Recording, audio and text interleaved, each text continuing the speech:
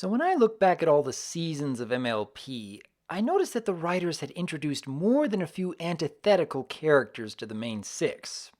Basically an antagonist who has some opposite quality to their personality or motivation. And I've enjoyed seeing how each of the main six have interacted with their antithesis character as a means of testing their resolve. Rainbow Dash was encouraged to follow Lightning Dust's behavior to push past her limits, but in the end decided there were some boundaries she was unwilling to cross even if it meant giving up on her greatest dream. Surrey Polomare used Rarity's own generous nature against her, and after putting her friends through the ringer, she too learned there are some things more important than winning a fashion contest. Even Applejack, honest Applejack, had been tempted to lie by the Flim Flam brothers, until she realized how much that lie was going to cost.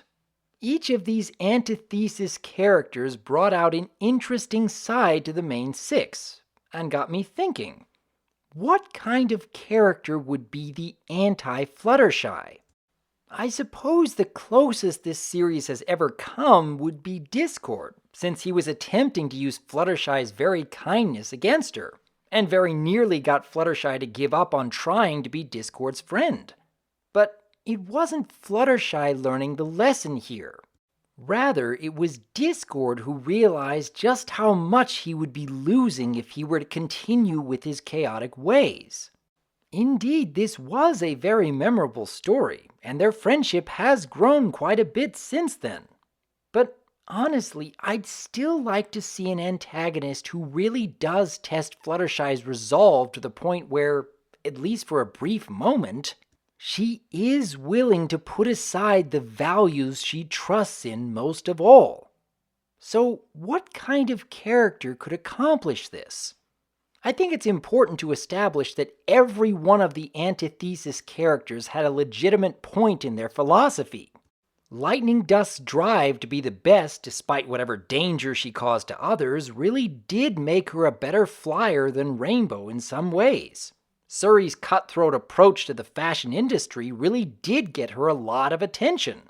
Flim and Flam's miracle tonic made from apple juice and beet leaves really did help ponies do more than they ever believed they could. So, what if we were to introduce a character that was to do the same with Fluttershy's animals? Like, for example, we know that Fluttershy goes well out of her way to take care of many, many different species, and we know that more than a few of them have come to rely on Fluttershy for their basic needs. Wouldn't surprise me that some of them are no longer able to take care of themselves in the wild because they've lost the drive to learn how. Let us also remember the lesson that Fluttershy learned during the It Ain't Easy Being Breezy's episode, as well as the very same methods she used on her brother during Flutterbrudder. This is a lesson she knows very well, but I wonder, would she be willing to do the same for her animals that she's been caring for? Some that may have been around for years now. It'd almost be the equivalent of letting go of a child, now wouldn't it?